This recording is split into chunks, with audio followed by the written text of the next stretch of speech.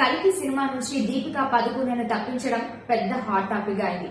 Netizens కూడా ఈ cinema నుంచి దీపికాను తప్పించడం కరెక్టేనని అంటున్నారు.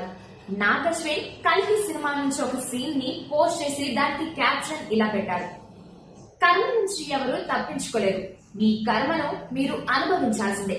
ఇంకా ఏముందంటే ఆల్రెడీ జరిగిపోయిన దానిని మీరు మార్చలేరు అని రాసింది. ఇది ఖచ్చితంగా కన్ఫర్మ్డ్ గా దీపికాను ఉద్దేశించే పెట్టారని నెటిజన్స్ అనుకుంటున్నారు. కల్కి ఫస్ట్ డే షూటింగ్ టైంలో వెండి వస్తువులు, గాజులు, పట్టు చీరతో స్వప్న దత్ గారు దీపికా పదుకొనెను వెల్కమ్ చేశారు. అంతేకాకుండా షూటింగ్ టైంలో కూడా చాలా గౌరవంగా చూసుకున్నారు. అలాంటిది కల్కి సీక్వెల్ నుంచి దీపికాను తప్పించడానికి మెయిన్ రీజన్స్ ఏంటో ఇంకా తెలియదు.